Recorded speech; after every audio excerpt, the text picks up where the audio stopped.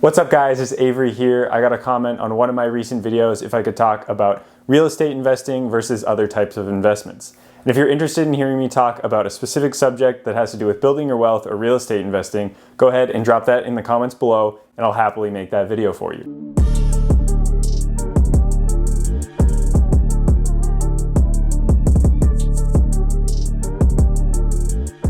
Shout out to Dan for that comment, and if you guys could all be more like Dan, hit that subscribe button whether you're returning or if it's your first time here. Don't forget to hit that notification bell so you don't miss out on any real estate investing tips or things that you can do with your money in order to build your wealth. Real estate investing versus other types of investments could be a really broad topic, so I'm just going to hone in on why I like real estate investing, the benefits of real estate investing, and how those compare to investing in the stock market. There's a ton of negative connotations surrounding real estate investing and especially being a landlord.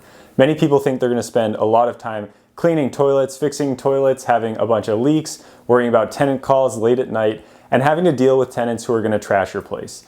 And I really haven't found that to be the case, especially if you put in good systems and know what you're doing and screen tenants well. And if you want to learn about Landlording 101, check out the series that I've made on Landlording 101 and how you can make that a lot easier for you so it's a lot less stressful. Because of all these negative connotations around being a landlord and investing in real estate, many people are interested in investing in the stock market because essentially you're just buying something, of course only after you've done your due diligence and smashed that like button, and you're doing that in hopes for a return. Investing in the stock market can be really passive or it can be active depending on what type of stance that you want to take. And if you want to hear more about Investing 101, if you're just getting into that stuff, check out the video up here or in the description below where I talk about some beginner tips on investing in the stock market. Investing in stocks is an extremely powerful tool and something that I still think you should do even if you're planning on differentiating whether or not you would want to invest in real estate or just stocks. And there's going to be a lot of types of stock investing that you could get into. And personally, I'm someone who's interested in investing in index funds. A really good thing about investing in the stock market, especially if you're investing passively in those index funds, is that you don't have to realize those capital gains. So if you put a bunch of money in and it grows and the stock price is higher and you've earned that money, but you've not yet realized those gains by selling the stock, you do not have to pay taxes on those gains. And if you wait long enough, your tax bracket on those gains, once you do decide to sell, will be a lot lower than if you sold those capital gains in the short term. Investing in the stock market is awesome, but I think real estate investing just has so many more powerful tools associated with it, and it's just a much better investment vehicle. And 90% of people who are millionaires are involved in some capacity in real estate investing. And no, I'm not talking about them owning their personal home. I'm talking about an actual investment in real estate. Investing in real estate offers you so many wealth building levers, and that first lever would be cash flow. So when you purchase a home, you have your monthly debt and expenses. And if you're interested in hearing more about that stuff, check out my video on rental property analysis up here or in the description below. But you'll have that monthly debt, that mortgage, as well as the expenses like maintenance and other capital expenditures associated with that building. And then you'll have the rent. So if you've done your due diligence and you understand if it's a good investment or not, hopefully you'll have that rent covering the expenses and the mortgage, and then you'll have some leftover monthly cash flow. So that's the first thing that is awesome about real estate. You can actually understand whether or not it's a good investment before you get into it. You're not just looking at the company's financials and believing in that company. You can understand a neighborhood, you can get to know the building, you know what it's going to rent for, you know what the expenses will be, so you know beforehand pretty well exactly how much monthly passive income you'll be making each month. The next component of real estate investing would be appreciation. Now, not every single building will have market appreciation over time. The typical average is 3% per year. So if you have a $100,000 house that increases 3% annually in price versus a $1 million house that will increase 3% annually in price, you can see the difference there. But there isn't just market appreciation. There's also forced appreciation. So many people will say, I'm not going to get market appreciation. I'm in an area, in a town where the prices really just don't go up that much. And that is true for a lot of people. But if you're in an expensive market, people have noticed they've bought 20, 30 years ago and the prices have just gone up like crazy. And if you're in either of those situations, you can force appreciation onto your home. And the best way to do that is through renovating. And that's the great thing about this forced appreciation. You can go buy a house, potentially at a discount, that is run down, that is in need of work, that needs those renovations in order for it to get back running so that you're getting the right amount of rent. And as you put money into the building, it'll be worth more than the amount of money that you put in as long as you're renovating correctly. And you can figure out exactly how much your building will appreciate to because you can just look at comparable buildings in the area. So if you know in the area that you're investing in, you buy a house that's really run down and you can see the neighbor's house that has similar square footage, bedrooms, all that good stuff, has granite countertops and stainless steel appliances, and you do the math how much it costs to put in granite countertops and stainless steel appliances and fix up that area, then you know that your building will turn into the same type of building that is across the street that has those things. So how much money does it cost for you to put in those appliances, put in that granite countertop, and how much will your building be worth after you've done that? So you can figure out exactly the amount of money that you need to put in and how much your investment will be worth after that. Now there's obviously a bit of variety when it comes to appraisals and valuations, but you have a pretty good idea there, and that's how a lot of people will base their decisions on when they're buying a property. Another thing that can happen about appreciation is the opposite. Your building could depreciate in value. You could buy at the top of the market, you could end up buying in the wrong neighborhood, you could be buying in an area where there's only one type of industry, for example, in an army base, and then army base moves, so now all the houses are not worth nearly as much.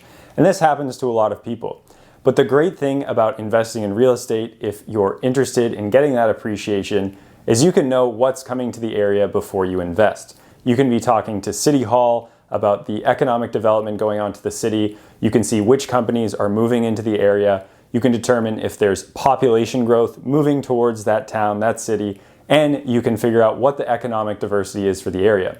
If there are multiple sectors within that town, within that area where people can commute to, or is directly in that town, you know it's a good area because if one of those sectors fail, there's still the other ones that exist. The third thing that's awesome that real estate investing offers is leverage. Leverage is a great way to build wealth, and some people get pretty nervous about this because you're going to be taking on a lot of debt. Leverage is awesome because if you attempted to go buy stocks for $100,000, you would have to go pay $100,000 for those stocks. If you wanted to buy a $100,000 house, you could put down as little as 3%. Yes, you will have a $97,000 loan and debt associated with that loan, but if you've done your due diligence, if you've run the numbers properly, if you know that the area is a good one to invest in because we've looked at the population demographics, economic diversity, and those things that I talked about, you'll know that you'll get good tenants, there will be cash flow, and they will pay down that bank payment for you.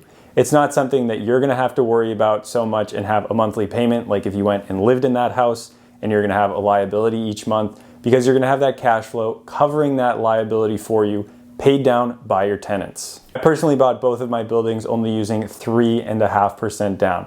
And I obviously took on a lot of debt in order to do that. And if you want to hear more about that story, check out the video up here or in the description below. But using that leverage allowed me to buy these buildings where I couldn't have afforded them either way. The first building I bought was $500,000 and the second building was closer to $750,000. I did not have that money laying around in my pocket, so the ability to use bank financing while my tenants then pay the note made it a lot easier for me to get into real estate investing and build my wealth. On that same token, a great thing that real estate investing offers is principal paydown.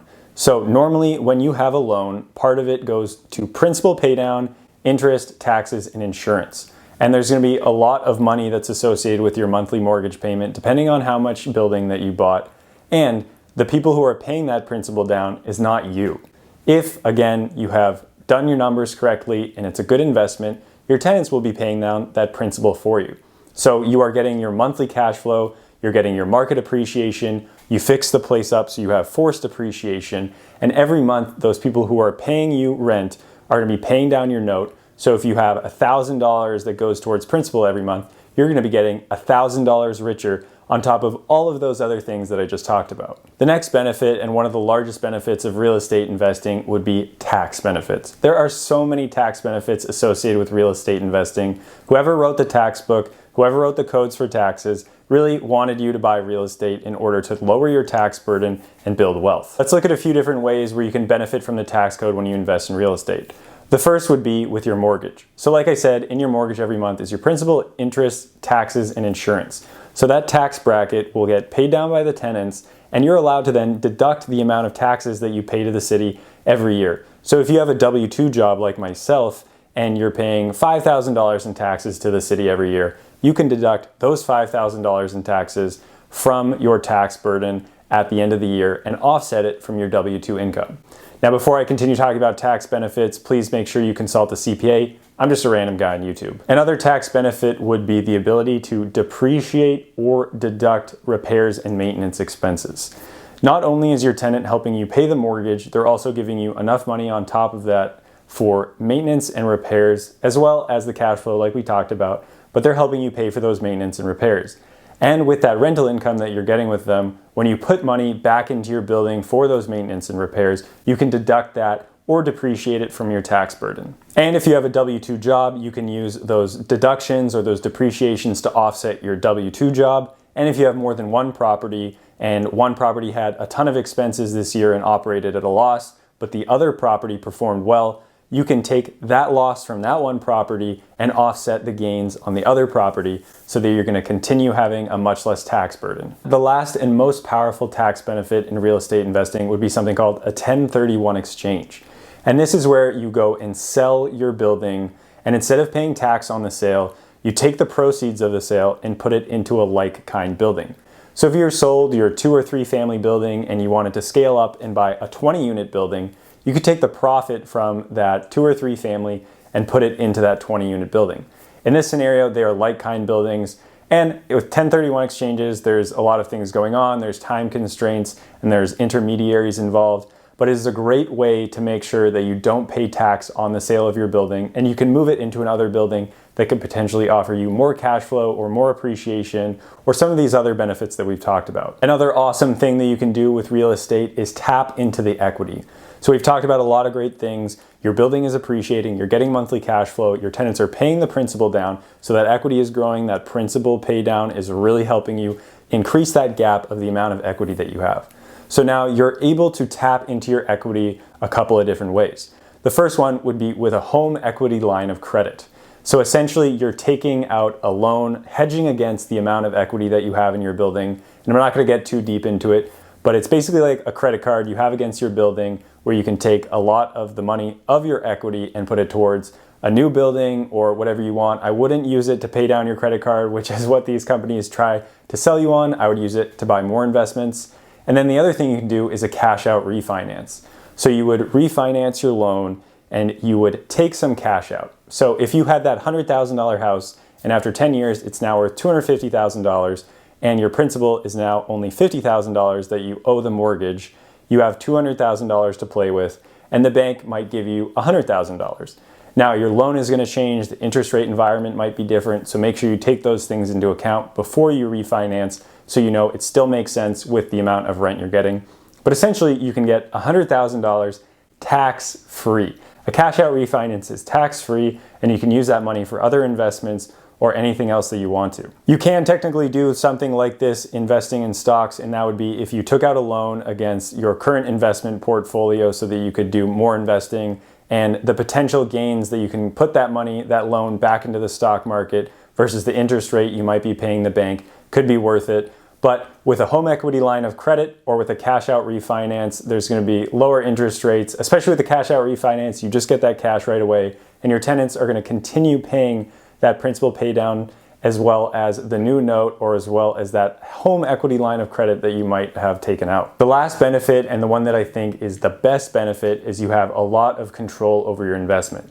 You have control over whether or not it's a good investment before you buy it. You can see if it's going to cash flow, if it's in that path of progress, if there's ability to force appreciation onto the building, and once you own it, you have the ability to sell it, you have the ability to fix it up more, you have the ability to tap into the equity. There's so much control over your investment, and that is not very similar in the stock investing world. You can't do that many things if you only own a few shares in a company. But sometimes that's good because you can let the smarter people, the people in the boardroom, make those decisions while you're riding their stock and letting it grow. But I really just like real estate because you have so much control over whether or not your building is going to force appreciation, whether or not you can find those paths of progress, and whether or not it's going to cash flow from day one. Real estate investing is so powerful and has so many benefits, and thank you, Dan, for letting me share them with you and with the audience. And stocks have really great utility, but I think real estate investing is so versatile. There's so many things that you can do with it, and there's so many ways that you can reap the benefits. Thanks for watching, and don't forget to comment, like, subscribe, help me out for that YouTube algorithm, and hope to see you guys again.